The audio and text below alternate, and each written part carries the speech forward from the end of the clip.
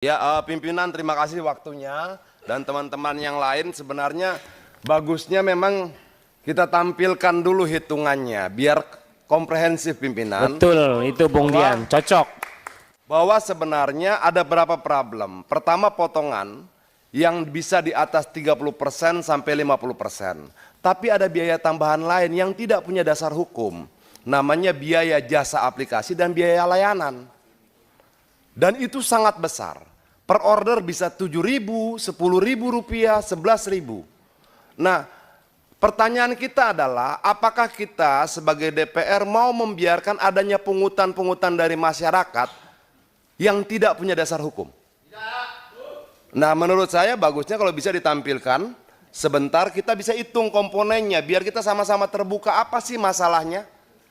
Kalau bisa ditampilkan, bisa.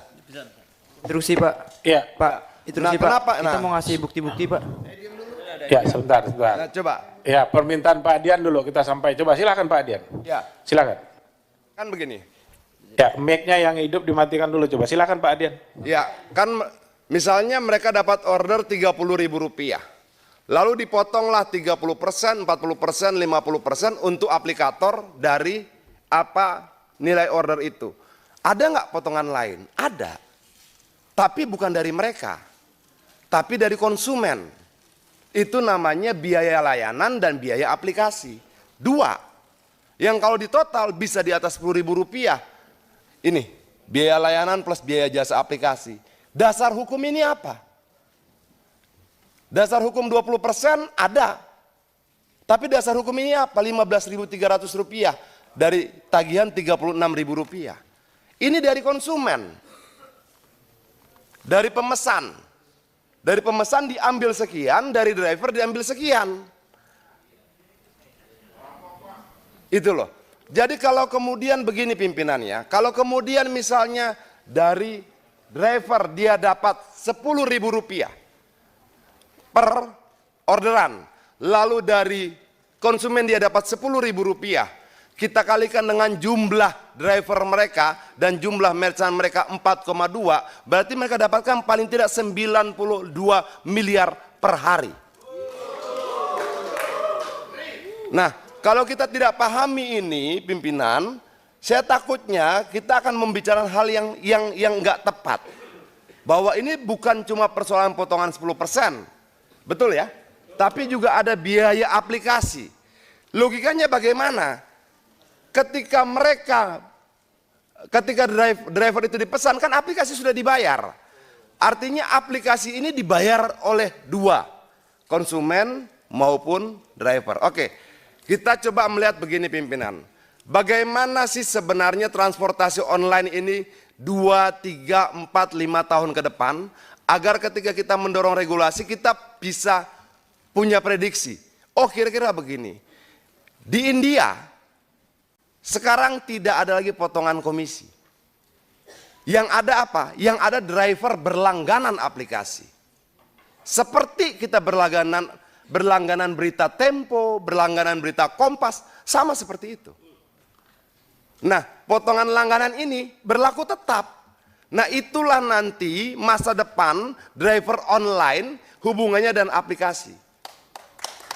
Sangat logis, tapi saya tidak mau, kita bisa diskusi panjang soal itu tentang masa depan driver online dan transportasi online.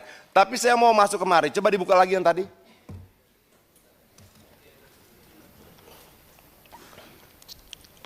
Ya, nah yang biaya ini semua ada nih, biaya layanan, biaya jasa dan aplikasi. Ini langsung ini langsung ke aplikator. 12.000. 10.000, sangat, dan lebih menyakitkan biaya ini tidak punya dasar hukum sama sekali. Kita bisa perdebatkan tentang 15%, 5%.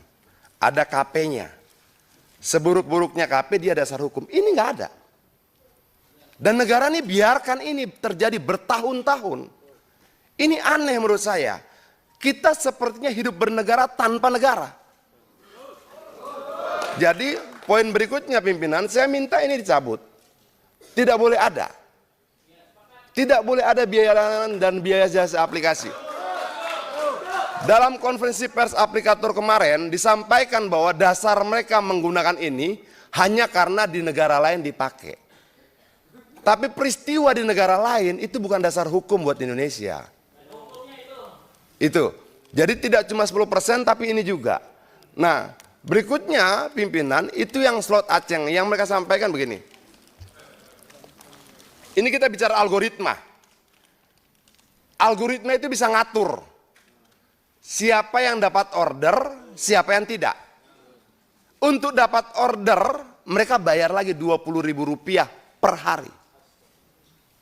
Sudah mereka dapat bayar Rp20.000 per hari, lalu konsumen memesan, dipotong lagi. Persentasenya 20% minimal sampai 50%. Pernah nggak kita lakukan audit investigatif untuk keuangan ini?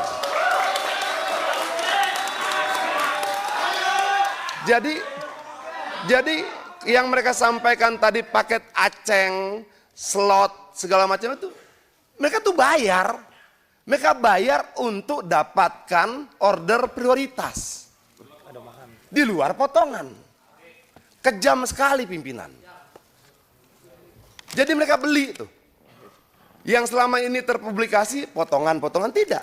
Ada biaya layanan, biaya jasa aplikasi, dan ada beli order. Jadi kalau kemudian jadi begini, ketika teman-teman ini nggak beli order, nggak bayar Rp20.000, mereka nggak dapat order, mereka nggak dapat pesanan. Nah, maksud saya ini juga harus jadi pembahasan kita agar pemahaman kita terhadap problem-problem driver online ini utuh. Jangan kemudian kita melihat cuma persoalan persentase, tidak juga. Tapi bagaimana mereka memungut sesuatu dari rakyat dalam jumlah banyak tanpa dasar hukum, itu problem kedua. Ketiga, bagaimana kemudian mereka diminta membeli ordernya ke aplikator. Nah, bisa nggak kita bahas ini satu persatu? Terima kasih. Merdeka.